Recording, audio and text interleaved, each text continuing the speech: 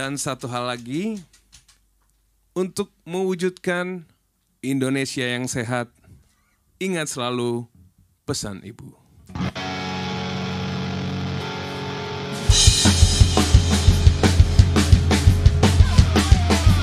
Ingat pesan Ibu, pakai maskermu, cuci tangan pakai sabun, jangan sampai tertular. Ingat selalu pesan Ibu, jaga jarakmu, hindari kerumunan, jaga keluargamu. Ingat pesan Ibu, pakai maskermu, cuci tangan pakai sabun, jangan sampai tertular. Ingat selalu pesan Ibu, jaga jarakmu, hindari kerumunan, jaga keluargamu.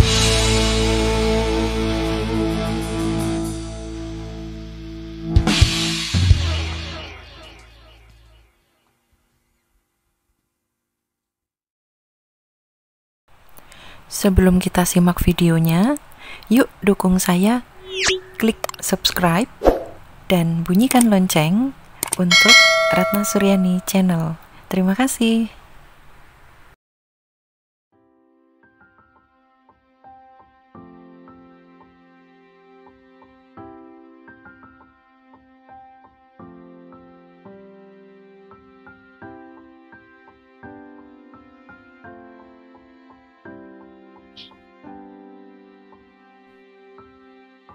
Baik, kita mulai perkuliahan kita pada pagi hari ini. Para mahasiswa sekalian, selamat pagi. Assalamualaikum warahmatullahi wabarakatuh.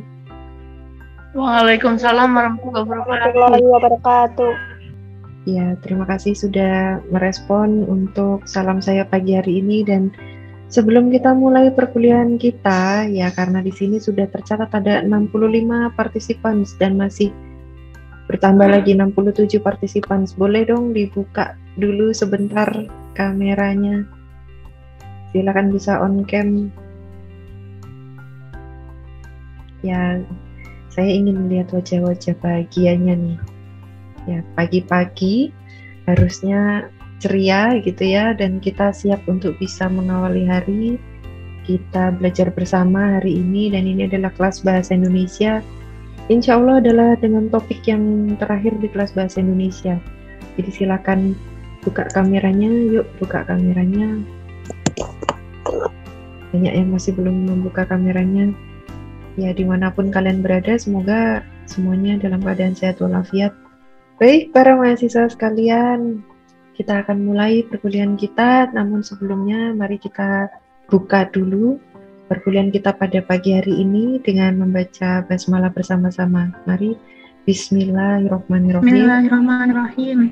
Ya, semoga permulaan hari kita pada hari ini dengan belajar bersama begitu bisa mendapatkan berkah dan ridho dari Allah Subhanahu wa Ta'ala, sehingga nanti bisa bermanfaat untuk ilmu pengetahuan dan teknologi serta seni para mahasiswa sekalian gitu ya. Oke. Pagi hari ini, para mahasiswa, ini adalah jadwal saya untuk Bahasa Indonesia yang terakhir. Terima kasih untuk para ketua kelas yang sudah mengkoordinir para anggotanya, rekan-rekan kelasnya, untuk bisa masuk mengikuti Zoom meeting Bahasa Indonesia. Saya izin untuk share materi terlebih dahulu. Ini topik terakhir kita di Bahasa Indonesia, ya, bahwa akademisi, kemudian juga para ilmuwan yang bergerak di bidang pendidikan begitu, maka pada saatnya nanti akan melalui tahapan-tahapan, termasuknya di dalamnya adalah bagaimana bisa mengaktualisasikan diri melalui artikel ilmiah gitu. Ya, sebelum ini kita sudah pelajari mengenai karya tulis ilmiah, ya. Karya tulis ilmiah yang berupa ini adalah ilmiah populer ataupun konseptual. Nanti kita akan coba gali sedikit lagi, nyerempet sedikit lagi di dalam topik ini, dan mengaktualisasikan diri melalui artikel ilmiah ini menjadi tugas kita bersama nantinya pada saatnya para mahasiswa melakukan penelitian, kemudian menjadi seorang ilmuwan di satu ranah tertentu gitu ya. Kalau sekarang karena kita ada di home base ekonomi, maka akan lebih banyak kegiatan penelitian, kemudian penulisan artikel itu ada di ranah ekonomi. Topik bahasan kita di pagi hari ini, yang pertama kita akan belajar mengenai pengertian artikel ilmiah itu apa. Ya sebenarnya sebelum ini pun kita sudah mulai belajar mengenai artikel ilmiah ya, bagian dari karya tulis ilmiah yang kemarin kita pelajari juga gitu. Kemudian jenis-jenisnya artikel ilmiah itu apa saja, kemudian struktur teks artikel penelitian, artikel konseptual, dan artikel ilmiah populer itu bagaimana strukturnya nanti kita bahas. Kemudian ada hubungan genre teks artikel penelitian, artikel konseptual, dan artikel ilmiah populer. Yang terakhir, pentingnya teks artikel ilmiah dan media publikasinya. Bahasan kita yang terakhir ini nampaknya agak sedikit berat para mahasiswa, ya, sehingga saya butuh fokus yang tinggi dari para mahasiswa sekalian. Silakan bisa meluangkan waktunya sepenuhnya di pagi hari ini di Zoom meeting kita gitu, sehingga nanti tidak sia-sia ketika kita belajar, kita sudah mendiskusikan bersama, sudah dapat materinya, tapi tidak paham juga gitu ya. Sehingga silakan yang belum sarapan, moga-moga bisa tetap fokus, sehingga benar-benar bisa memahami dengan baik nantinya. Artikel ilmiah. Artikel ilmiah ini definisinya adalah salah satu jenis dari teks akademik.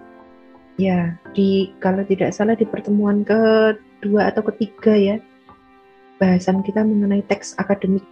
Artikel ilmiah biasanya diterbitkan pada jurnal ilmiah, yaitu terbitan berkala yang berisi kajian-kajian ilmiah di bidang tertentu. Oke. Ranah ilmuwan atau peneliti, gitu ya, peneliti yang berasal dari akademisi, ini biasanya melakukan satu kajian-kajian tertentu. Ya, misalnya kalau sekarang ini perekonomian seperti kemarin misalnya, kok bisa ya pada saat pandemi COVID tiba-tiba terjadi susu bear brand yang tadinya terjual biasa tiba-tiba cepat habis gitu. Kemudian kemarin belum lama ada fenomena minyak goreng harganya melambung tinggi. Oke. Nah, ini satu contoh-contoh di mana para ilmuwan atau akademisi melakukan kajian-kajian ilmiah. Mereka ingin tahu apa penyebabnya. Mereka ingin tahu bagaimana perilaku seperti ini bisa terjadi pada manusia, gitu ya. Nah, kajian-kajian ilmiah ini yang sudah tersusun itu diterbitkan secara berkala. Jadi berkala. Kalau kalian mungkin sudah pernah dulu membaca ada majalah ya atau media cetak tertentu begitu. Nah, ini kan terbitannya berkala nih, misalnya seminggu sekali, 1 bulan sekali, 6 bulan sekali gitu ya. Ini pun sama, kajian ilmiah ini dikumpulkan oleh tokoh A, tokoh B, tokoh C gitu, dikumpulkan dalam satu buku dalam kajian-kajian ilmiah yang dinamakan jurnal ilmiah. Gitu. Jadi kalau kalian pernah mendengar jurnal gitu ya, jurnal ilmiah apa sih? Ini isinya adalah terbitan berkala yang isinya kajian-kajian ilmiah dari para ilmuwan atau para akademisi yang melakukan kajian-kajian tertentu, gitu ya, di bidang-bidang tertentu pula. Jadi kalau ekonomi ya biasanya jurnalnya jurnal ekonomi, gitu. Nanti kalau di ranah seni ya mungkin ada jurnal seni dan budaya, gitu, dan macam-macam. Jadi mulai sekarang biasakan para mahasiswa untuk bisa membuka apa itu jurnal dan contohnya jurnal itu seperti apa gitu ya. Itu segera biasakan sejak sekarang. Ini dia artikel ilmiah. Saya lanjutkan. Jenis-jenis teks akademik yang lain adalah buku, laporan penelitian, tesis, disertasi, ulasan, dan sebagainya. Oke, ini jenis-jenis teks akademik. Ada buku yang memang sudah dicetak sedemikian rupa gitu. Kemudian ada laporan penelitian, nanti para mahasiswa juga membuat sebuah laporan penelitian tertentu gitu ya, di mata kuliah apapun, atau bahkan nanti di skripsi, di tugas akhir akan ada laporan penelitian. Bentuknya adalah skripsi gitu ya. Itu kalau S1. Kalau S2, laporan penelitiannya namanya tesis. Kalau S3, laporan penelitiannya namanya disertasi. Jenis artikel ilmiah yang kita bahas hari ini ada 3. Yang pertama adalah artikel penelitian, kemudian ada artikel konseptual, dan artikel ilmiah populer. Ya, sebenarnya saya yakin para mahasiswa ini sudah mulai terbiasa nih membaca tentang artikel, ya, artikel penelitian. Yang sudah pernah membaca di surat kabar misalnya pun itu juga berupa artikel, ya, berupa artikel. Tapi apakah itu artikel penelitian, ataukah itu artikel konseptual, ataukah itu artikel ilmiah populer? Yuk kita buka. Yang pertama mengenai artikel penelitian. Pada dasarnya, artikel penelitian adalah laporan penelitian yang disajikan dalam bentuk artikel. Dikatakan artikel artinya laporannya lebih singkat, lebih padat begitu. Ya, biasanya kalau laporan penelitian itu mungkin yang kita bayangkan adalah berlembar-lembar jumlahnya gitu kan. Nah, pada saat kita menyajikan dalam bentuk artikel, maka kita akan memberikan waktu yang lebih singkat kepada para pembaca kita gitu. Tidak menghabiskan banyak waktu, tapi sudah tahu isi dari penelitian itu apa gitu, hasilnya bagaimana, itu sudah jelas. Oke. Kemudian artikel konseptual pada umumnya berisi pemikiran teoretis mengenai sesuatu yang disajikan melalui analisis secara kritis. Ya, mungkin pernah nih membaca di surat kabar tentang tajuk rencana misalnya, seperti itu ya. Oke, ini isinya berupa pemikiran yang teoretis yang biasanya dikaji secara kritis. Oke. Kemudian artikel ilmiah populer relatif sama dengan artikel konseptual, yaitu artikel ilmiah yang populer ini lebih bergaya informal, yang antara lain ditandai oleh penggunaan bahasa sehari-hari. Bahasanya kalau ini adalah bahasa misalnya jurnal untuk atau bacaan artikel ilmiah populer remaja begitu, maka bahasanya adalah bahasa sehari-hari para remaja masa kini gitu. Artikel penelitian dan artikel konseptual itu dipublikasikan di jurnal atau dipresentasikan di forum seperti lokakarya dan seminar. Artikel ilmiah populer biasanya dimuat di koran atau majalah, khususnya di kolom opini. Publikasinya adalah di jurnal atau di forum yang bersifat formal, begitu. Sedangkan untuk yang artikel ilmiah populer biasanya dimuat di koran atau majalah, khususnya di kolom opini. Struktur teks pada artikel penelitian, nah ini dia, banyak sekali strukturnya sehingga para mahasiswa sekalian semoga bisa fokus di sini. Strukturnya apa saja gitu ya. Hal yang paling utama pada konversi penulisan artikel penelitian adalah struktur teksnya. Struktur artinya susunannya begitu ya. Susunannya artikel penelitian. Mungkin kalian masih bertanya-tanya, membuat artikel penelitian itu seperti apa sih? Ada susunannya atau tidak sih? Nah, ini dia. Oke. Menurut Cargill dan O'Connor, ya, dulu sekali membuat artikel penelitian itu strukturnya ada di abstrak, pendahuluan, materi, metode, hasil, dan pembahasan. Begitu. Tampak bahwa struktur teks artikel penelitian menurut Cargill dan O'Connor kurang lengkap. Ya, kemudian dilengkapi oleh Lin dan Evan bahwa di sana ada pendahuluan dengan menghilangkan abstrak, kemudian tinjauan pustaka, metode, hasil, pembahasan, dan simpulan.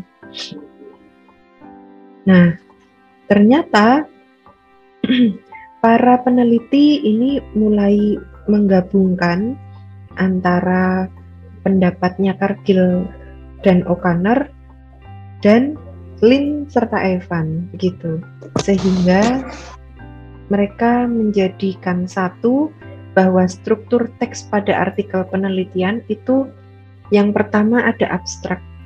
Abstrak ini nanti berisi mengenai segala sesuatu dari runtutan permasalahan hingga hasil yang didapatkan gitu dalam satu bacaan gitu ya. Kalau di STII Taman Siswa Banjarnegara, abstrak itu tertulis tidak lebih dari 250 kata. Tuh, 250 kata. Sehingga kalau dituliskan dalam satu kertas A4 begitu ya, biasanya nih tertulis di setengah halaman dengan spasi 1. Itu abstrak. Nah, biasanya lagi para pembaca itu kalau sudah baca abstrak maka dia sudah paham isi di dalamnya itu apa gitu. Kemudian ada pendahuluan, ada tinjauan pustaka, ada metodologi penelitian, ada hasil, ada pembahasan dan simpulan. Oke, nanti kita akan bahas satu persatu di belakang. Saya akan percepat sedikit. Kemudian struktur teks pada artikel konseptual. Yang suka nulis ya, silakan. Formulasi khusus untuk struktur teks artikel konseptual atau artikel non-penelitian lebih bervariasi. Yang suka nulis, tajuk rencana di surat kabar misalnya. Struktur teks yang sering dijumpai di jurnal-jurnal ilmiah adalah abstrak, kemudian pendahuluan, tinjauan pustaka, pembahasan, dan simpulan. Oke, ini biasanya secara konseptual masih masuk di jurnal ilmiah ya. Kemudian artikel konseptual tidak ditulis berdasarkan penelitian sehingga artikel tersebut tidak mengandung metodologi penelitian dan presentasi data atau presentasi hasil. Untuk itu tahap metodologi dan hasil tidak diperlukan. Ini secara konseptual, artinya yang dikedepankan adalah pemikiran kritisnya sang peneliti. Gitu ya, atau akademisi gitu. Struktur teks artikel konseptual lebih fleksibel daripada struktur teks artikel penelitian. Kefleksibelan itu bahkan berdampak pada pemberian judul pada tahapan-tahapan yang tidak selalu sama dengan nama-nama tahapan pada struktur teks. Hal ini masih dapat diterima asalkan esensi isi masing-masing tahapan tersebut tidak hilang dan genre mikro yang terkandung di dalamnya juga tidak diabaikan. Oke ya, lebih fleksibel. Memberikan judulnya pun juga tidak terlalu formal, meskipun lebih masih mengarah kepada formalitas begitu ya. Baik, saya lanjutkan dulu. Yang ketiga, struktur teks pada artikel ilmiah populer. Nah, seperti apa nih? Artikel ilmiah populer ditata dengan judul dan subjudul yang singkat dan hanya pada bagian isi yang dianggap sangat penting. Bagian pendahuluan dan penutup tidak pernah diberi subjudul. Bahkan seringkali seluruh artikel tidak mengandung subjudul. Secara keseluruhan, artikel dengan karakteristik struktur teks tersebut berbentuk essay. Ada yang pernah baca essay ya? Oke, ya seperti itulah artikel ilmiah populer. Pada umumnya, essay ditulis dengan genre eksposisi atau diskusi. Dengan demikian, struktur teksnya pun adalah struktur teks eksposisi atau diskusi. Pada umumnya, artikel populer dipublikasikan di koran atau majalah sebagai tulisan opini. Pada konteks ini, artikel ilmiah populer dapat disebut artikel opini. Ya, harapan saya nih para mahasiswa nanti bisa memahami dari tulisan yang sudah saya tuliskan di sini, ya, bahwa artikel ilmiah populer itu biasanya menuliskan tentang penjelasan, kemudian gambaran, kemudian argumentasi, semuanya ada di sana, gitu ya, dengan bahasa sehari-hari yang mudah diterima oleh pembaca, gitu. Itu artikel ilmiah populer. Struktur teksnya berupa pernyataan, tesis, argumentasi, dan reiterasi. Reiterasi itu diulang-ulang, gitu ya. Kemudian struktur teks diskusinya berupa isu argumentasi yang mendukung, isunya seperti apa, kemudian ada argumentasi yang mendukung, kemudian ada juga memasukkan argumentasi yang menentang, simpulan, dan rekomendasi. Ini untuk artikel ilmiah populer. Baik. Kemudian ya, kita masuk ke struktur teks dan genre mikro artikel penelitian. Kembali lagi ya, artikel penelitian. Artikel penelitian ini juga nanti akan dilakukan oleh para mahasiswa ketika sudah masuk ke ranah tugas akhir. Tapi tidak menutup kemungkinan karena STI Eta Mahasiswa Banjarnegara ini seringkali mengikuti kegiatan-kegiatan yang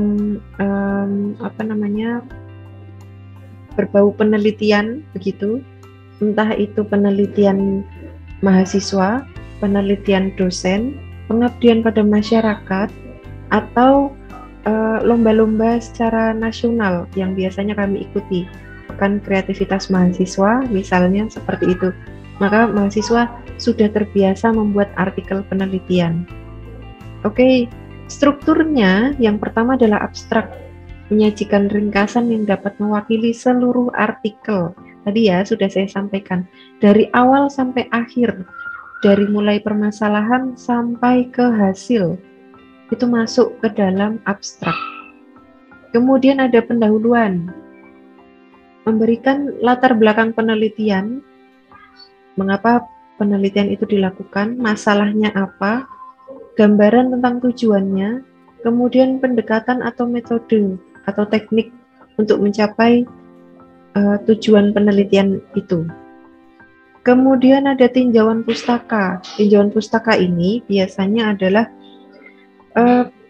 ulasan teoritis atau teori apa saja yang digunakan gitu untuk memecahkan masalah penelitian, dimasukkan dalam tinjauan pustaka, menyajikan ulasan tentang penelitian sebelumnya. Jadi kita di artikel penelitian itu sebaiknya tidak menuliskan menurut kita, ya, tidak menuliskan menurut kita, tapi berdasarkan penelitian sebelumnya. Silakan yang memang bisa dibandingkan penelitian itu, penelitian A, penelitian B, penelitian C, silakan bisa dimasukkan dalam tinjauan pustaka, sehingga tidak lagi berisi tentang menurut pendapat peneliti, gitu, tidak ya. Kemudian ada metodologi penelitian. Di sana menyajikan pendekatan, metode, dan teknik penelitian termasuk langkah-langkah yang ditempuh, gitu. Kemudian ada hasil, menyajikan temuan-temuan penelitian. Ada pembahasan, membahas dan atau menjelaskan temuan-temuan penelitian dari berbagai sudut pandang teori yang telah disajikan pada bab tinjauan pustaka. Jadi ini pembahasan nih, disesuaikan dari tinjauan pustakanya, teorinya yang tadi diajukan seperti apa, kemudian hasilnya tadi bagaimana, kemudian dibahas, disesuaikan. Oh, ternyata cocok nih dengan teori yang kami ajukan di tinjauan pustaka, misalnya begitu. Atau, oh ternyata menimbulkan teori baru nih, tidak sesuai dengan teori yang diberikan pada tinjauan pustaka di depan, gitu ya. Ini masuk di pembahasan. Kemudian simpulan, menyajikan uraian bahwa pokok persoalan yang disajikan telah diperlakukan sedemikian rupa dengan hasil seperti yang telah disajikan pada pembahasan, diikuti dengan saran baik secara teoritis maupun praktis. Baik para mahasiswa sekalian, rasanya memang akan sulit dipahami jika belum ada contoh konkret gitu ya, belum ada contoh nyatanya seperti apa bentuk artikel penelitian. Ya, baik, nanti ketika saya unggah di Google Classroom, saya akan coba memberikan contoh artikel penelitian itu seperti apa, ya, nanti bisa dibaca, dan barangkali saya akan minta para mahasiswa untuk membuat satu artikel, gitu. Oke, sehingga silakan bisa ditetapkan waktu untuk fokus di kesempatan kali ini supaya nanti ketika mengerjakan tugas kalian tidak lagi bingung gitu ya. Nah, sekarang kita bicara di artikel konseptual. Struktur teksnya lebih sederhana, hanya ada 5 subbab begitu. Kalau tadi di artikel penelitian ada dari mulai abstrak hingga simpulan, ada 7 subtopik. Kalau di artikel konseptual ada 5 subtopik strukturnya. Yang pertama adalah abstrak, isinya sama seperti tadi yang di artikel penelitian. Kemudian pendahuluan, tinjauan pustaka, pembahasan, dan simpulan. Lebih sederhana ya. Kita akan buka satu-satu nih. Yang pertama adalah abstrak. Kalau pernah membaca jurnal penelitian atau artikel penelitian, maka di paling atas, biasanya setelah judul begitu, akan ada satu subtopik yang bertuliskan abstrak. Nah, abstrak ini merupakan ringkasan dari keseluruhan isi artikel ilmiah. Jadi, pembaca itu akan bisa mengetahui isi artikel ilmiah itu ya dengan mendahului membaca abstraknya. Begitu. Jadi di abstrak ini dari mulai permasalahan hingga hasil penelitian itu sudah tertulis gitu. Sehingga pembaca ini semacam sudah punya bayangan. Oh, penelitian ini tuh membicarakan tentang ini toh. Meneliti tentang ini toh. Oh, hasilnya begini toh. Begitu di abstrak gitu ya.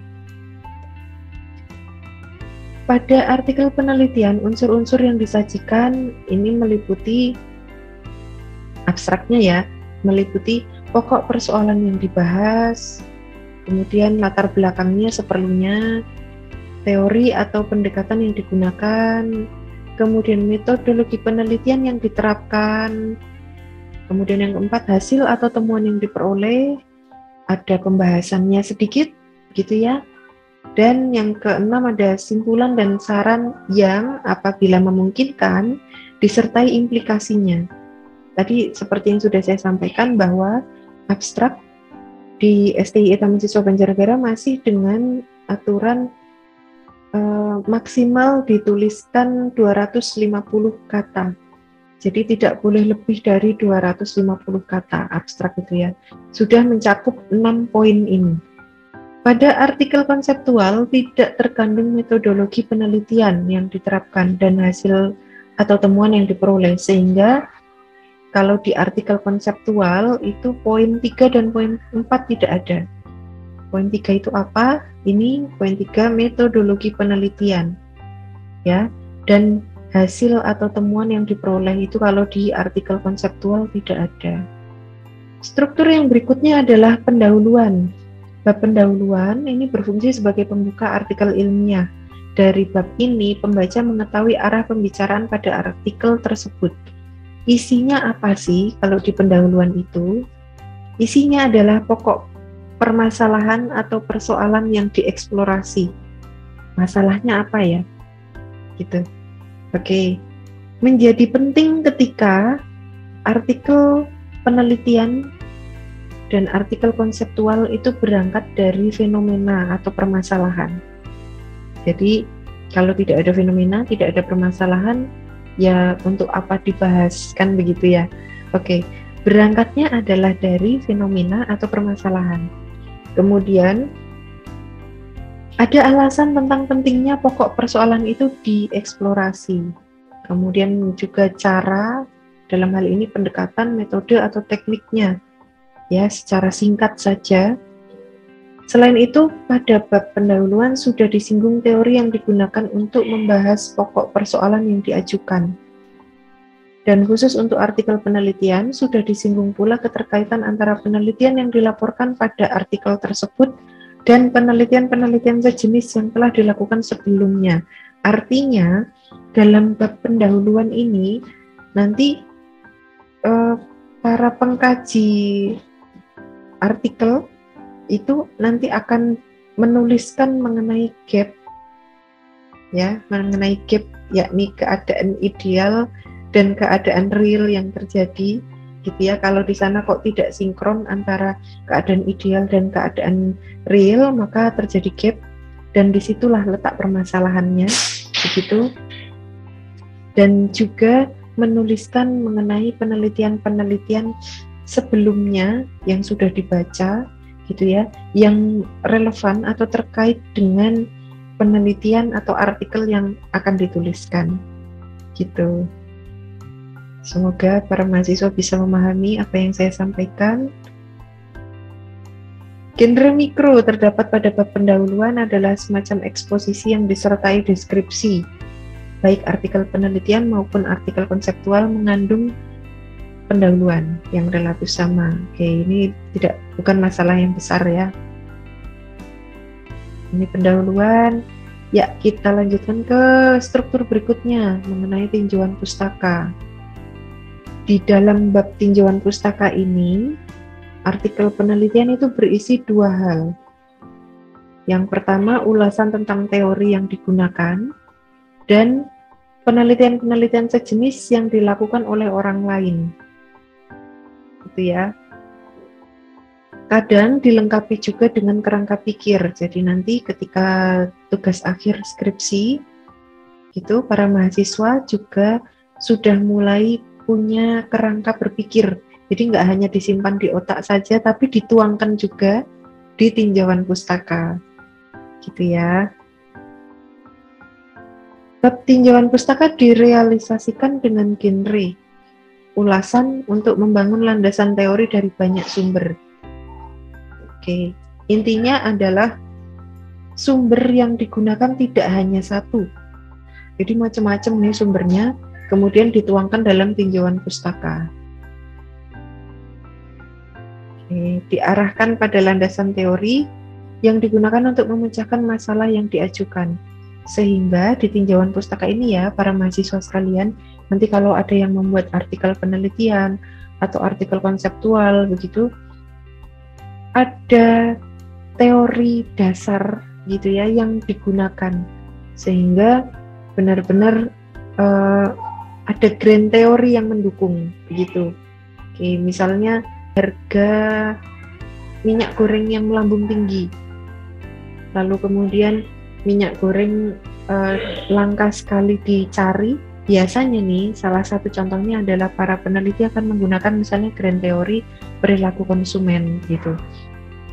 Semua yang dituliskan itu berdasar pada teori perilaku konsumen yang dimasukkan di awal di tinjauan pustaka, gitu ya. Itu contoh saja. Kemudian struktur berikutnya adalah metodologi penelitian. Ini adalah di bab berikutnya. Metodologi penelitian memuat jenis, desain, dan tata cara pelaksanaan penelitian, termasuk langkah-langkah yang ditempuh. Oleh karena itu, karya tulis ilmiah dalam hal ini artikel penelitian gitu ya, nanti para mahasiswa yang mulai meneliti sesuatu begitu akan melaksanakan penelitian dengan langkah-langkah yang strategis. Jadi sudah tahu dulu nih jenis penelitiannya apa, desain penelitiannya bagaimana, kemudian pelaksanaan penelitiannya kapan, hingga kapan, gitu kan.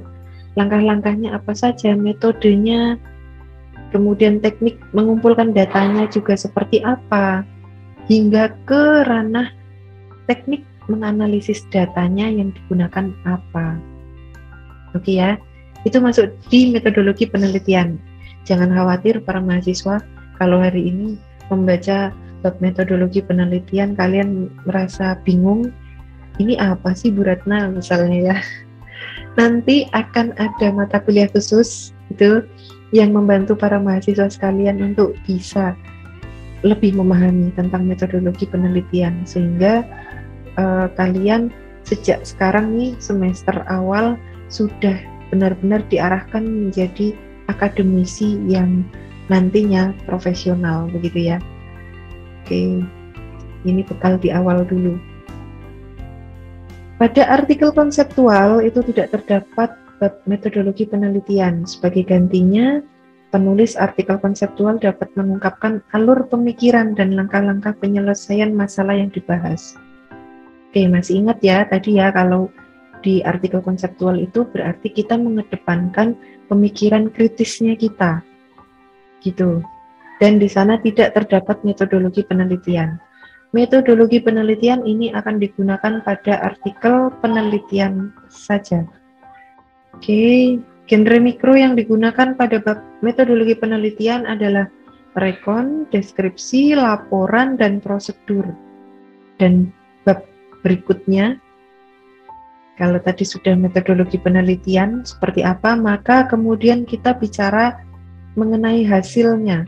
Di bab hasil hanya terdapat pada artikel penelitian saja. Isinya ya temuan-temuan penelitian gitu ya. Kalau sudah membicarakan tentang hasil, maka tadi nih penelitian yang sudah kita lakukan itu temuan apa saja yang kita dapatkan, tuliskan di bab hasil ini, begitu ya. Dinyatakan dengan grafik, dengan tabel, dengan histogram, gambar, dan bagan alir, gitu. Nah, ada tidak hanya gambar saja, gitu ya, sajiannya, tapi juga interpretasi. Jadi kalau di artikel penelitian kita tuliskan mengenai hasil penelitian kita dengan dilengkapi ada gambar, ada histogram, ada grafik, begitu, maka di bawahnya akan kita bahasakan. Cara membaca grafik ini adalah bagaimana gitu kan, atau gambar ini berarti apa gitu. Ini yang disebut dengan interpretasi. Interpretasi itu adalah bagaimana cara kita menyampaikan atau memberikan makna dari sajian yang kita tampilkan, gitu ya. Oke. Pada bab hasil ini isinya adalah berupa deskripsi dan laporan, menyajikan data secara individual, kemudian temuan-temuan yang terungkap itu kemudian isinya adalah berupa pelaporan di waktu yang lampau. Mengapa waktu yang lampau? Karena hasil ini adalah cara kita bercerita mengenai penelitian yang sudah kita lakukan, gitu ya. Maka di sini dilaporkan mengenai pelaksanaan di waktu yang lampau, itu maksudnya adalah seperti itu. Oke, ini bab hasil dan bab pembahasan. Ini adalah tempat untuk menjawab persoalan yang dikemukakan di bab pendahuluan. Jadi diingat para mahasiswa, nanti ketika membuat artikel penelitian atau membuat penelitian akhir gitu ya, ada runtutan dari mulai pendahuluan hingga akhir di pembahasan. Ini bukan bagian yang terpecah sendiri-sendiri, tidak begitu ya, tapi ada runtutan. Pembahasan ini nanti akan dikaitkan untuk bisa menjawab persoalan di bab pendahuluan. Kemudian dalam pembahasan ini juga itu akan kita bahas mengenai hasil-hasil atau temuan yang kita klikkan dengan teori yang ada di tinjauan pustaka atau bab tinjauan pustaka. Apakah nanti hasilnya kemudian kita bahas ini bisa mendukung teori yang ada atau tidak, atau teori itu akhirnya mengeluarkan atau memunculkan teori baru. Wah, ini hebat nih kalau bisa memunculkan teori baru gitu ya. Oke. Atau apakah penelitian itu hasilnya bisa dimodifikasi atau disempurnakan lagi atau tidak, gitu ya. Nah, ini biasanya nih terletak keunggulan penelitian seseorang itu ada di sini, gitu. Kalau dia misalnya bisa menciptakan teori baru, gitu kan, ya, menyaingi Albert Einstein atau Isaac Newton gitu kan, memberikan satu teori baru. Nah, ini menjadi satu keunggulan penelitian di dalamnya. Pembahasan juga meliputi apakah ada kekurangan-kekurangan penelitian sebelumnya yang dapat ditutup oleh penelitian yang dilaporkan ini. Perlu dijelaskan kekurangan yang mana yang dapat ditutup dan kekurangan mana yang tidak dapat ditutup. Isinya adalah berupa diskusi dan atau eksplanasi. Eksplanasi itu penjelasan gitu ya. Oke, ini adalah di bab pembahasan. Kemudian di bab simpulan, ini bab yang terakhir nih. Baik pada artikel penelitian maupun pada artikel konseptual berisi uraian yang menunjukkan bahwa pokok persoalan yang disajikan pada bab pendahuluan telah diperlakukan sedemikian rupa dengan hasil seperti yang telah disajikan pada pembahasan. Oke, simpulannya apa? Biasanya singkat saja, terdiri paling banyak mungkin satu alinea gitu ya. Oke, biasanya disertai implikasi penelitian dan saran, baik secara teoritis maupun praktis. Untuk simpulan biasanya berisi mengenai deskripsi dan eksposisi. Oke, bagaimana sang peneliti ini bisa menjelaskan sesuatu hal dari pembahasannya, dari hasil penelitiannya, begitu, dan mendeskripsikan. Setelah simpulan, kemudian ada yang disebut dengan judul, daftar pustaka, dan lampiran. Oke, mengapa judul saya letakkan di bagian akhir? Karena biasanya para peneliti ini nanti akan bisa memberikan judul yang tepat begitu setelah ia menuliskan semua dari awal hingga akhir, dari masalah hingga hasil pembahasan dan simpulan begitu, kemudian meramu judul yang tepat dan menarik untuk pembacanya gitu. Sebaiknya disampaikan secara ringkas dan jelas. Judul yang baik menggambarkan isi tulisan secara keseluruhan termasuk variabel-variabel yang dibahas. Gitu ya. Kemudian ada daftar pustaka.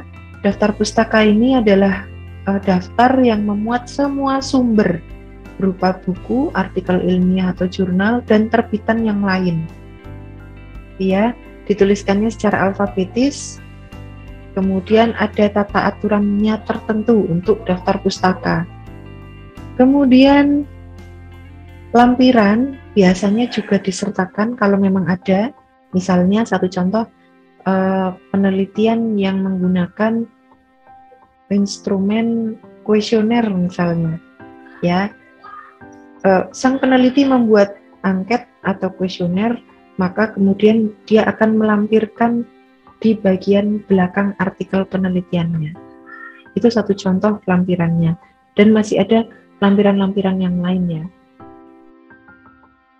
Misalnya lagi data-data yang dianalisis atau instrumen yang digunakan untuk mengumpulkan data. Nah, di sini sudah tertulis. Kita masuk ke artikel ilmiah populer. Tadi sudah saya sampaikan bahwa artikel ilmiah populer itu ditandai oleh penggunaan ragam bahasa yang sehari-hari dan sedikit istilah teknis gitu ya.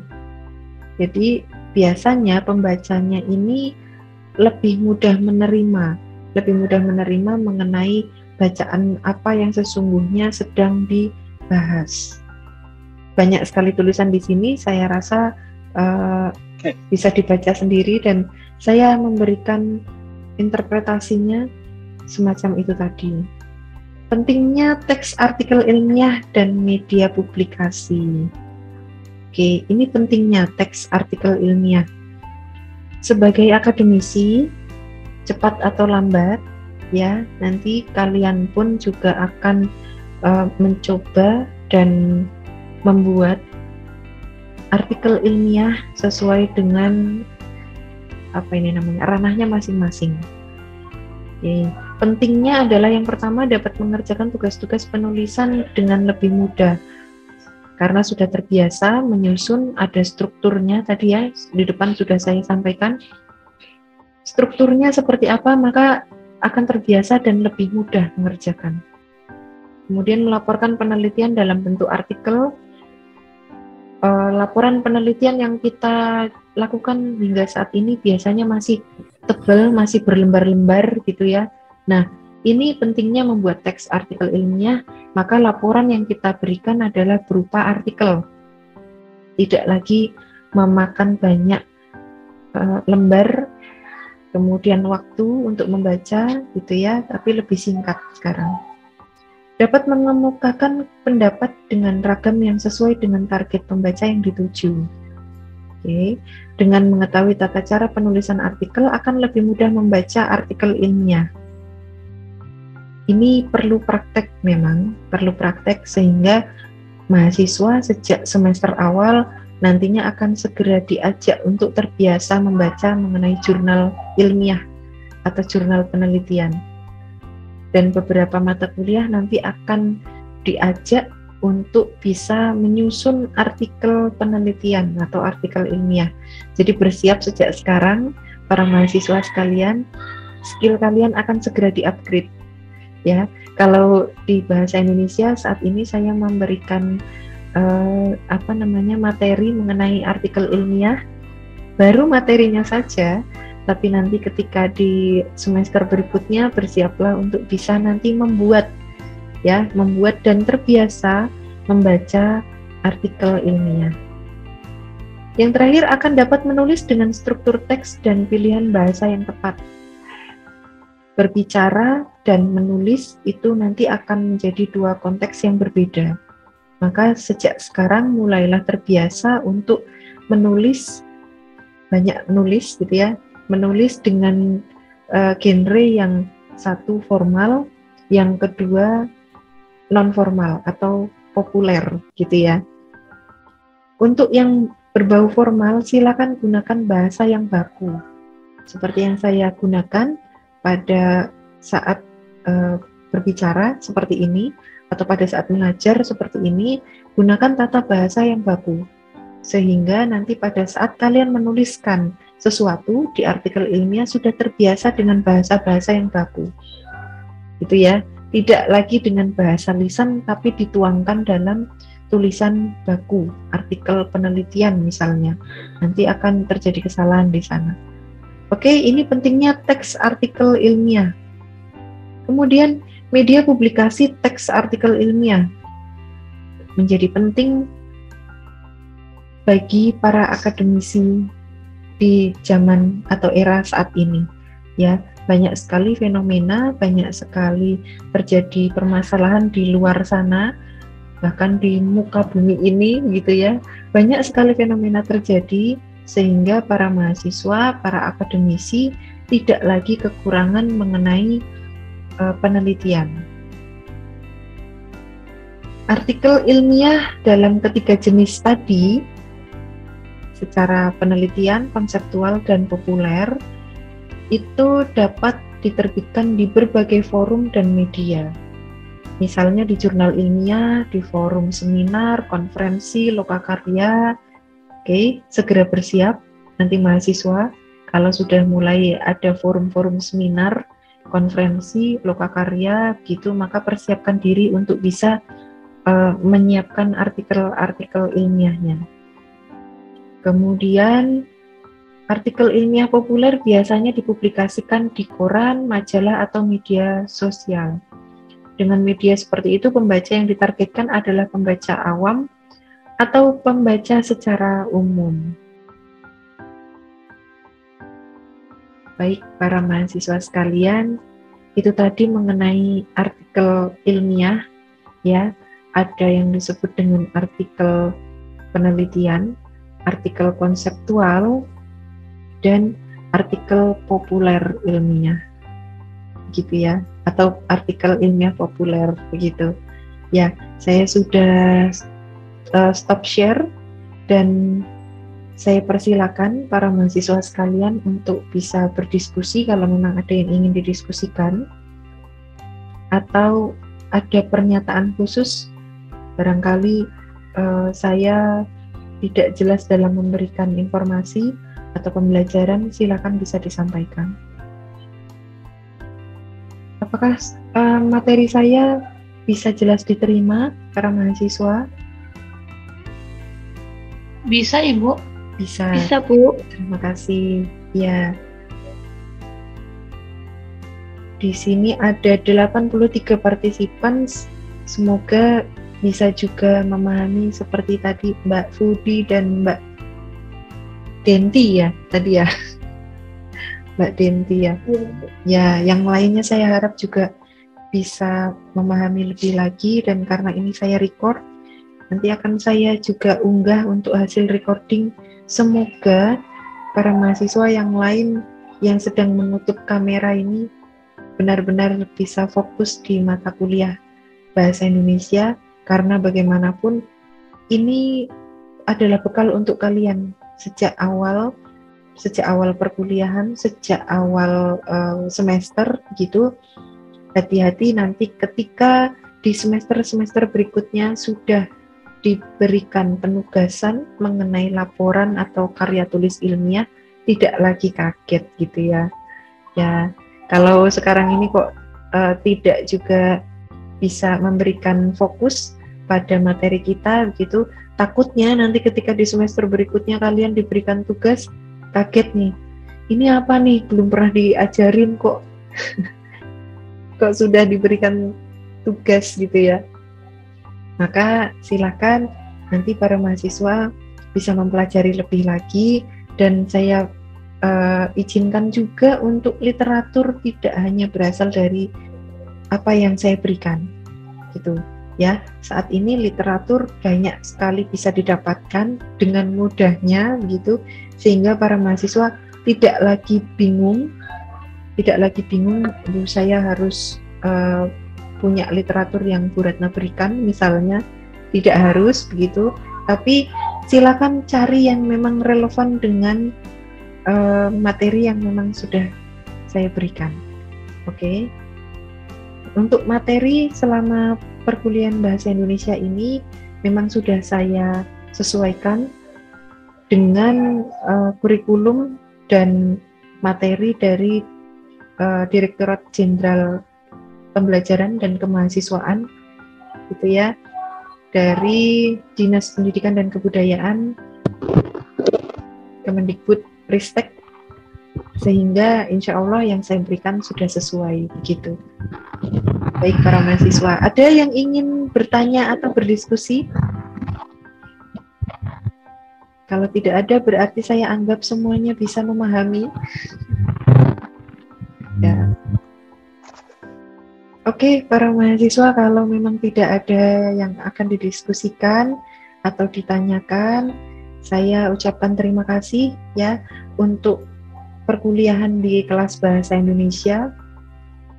Tolong bisa membuka kameranya sebentar, semua para mahasiswa. Yuk, ini pertemuan kita yang terakhir.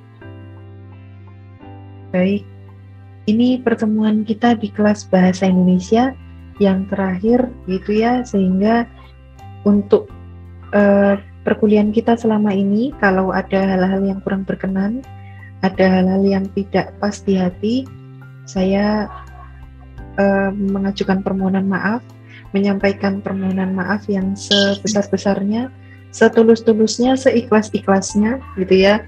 Jadi semoga materi yang bisa saya berikan selama ini bisa bermanfaat untuk para mahasiswa, dan tolong ditunggu nanti di Google Classroom akan saya susulkan untuk materi beserta dengan hasil recording Zoom meeting kita ya, sehingga nanti yang sekiranya kok ada yang merasa kurang memahami bisa replay untuk videonya ya, atau yang memang beberapa mahasiswa saat ini sedang ada kesibukan tidak bisa hadir, tolong para ketua kelas bisa memberitahu untuk bisa mengikuti pembelajaran di video yang nanti akan saya sampaikan begitu.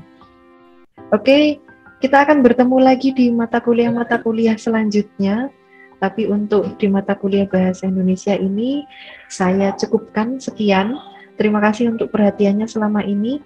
Semoga bisa bermanfaat, bisa diaplikasikan dengan baik, dan benar-benar bisa menjadi bekal para mahasiswa sekalian untuk melanjutkan ke jenjang semester berikutnya. Oke, salam sehat, salam semangat, tetap jaga kesehatan ya. Dan di akhir pertemuan ini mari kita tutup dulu pertemuan kita dengan membaca hamdalah bersama-sama. Alhamdulillahirabbil alamin. Amin. Terima kasih para mahasiswa sekalian atas atensinya selama ini, dan saya tutup. Selamat pagi. Wassalamualaikum warahmatullahi wabarakatuh. Waalaikumsalam warahmatullahi wabarakatuh. Waalaikumsalam. Terima kasih Bu Ratna. Terima kasih Bu Ratna. Ya, terima kasih. Waalaikumsalam warahmatullahi wabarakatuh. Hey.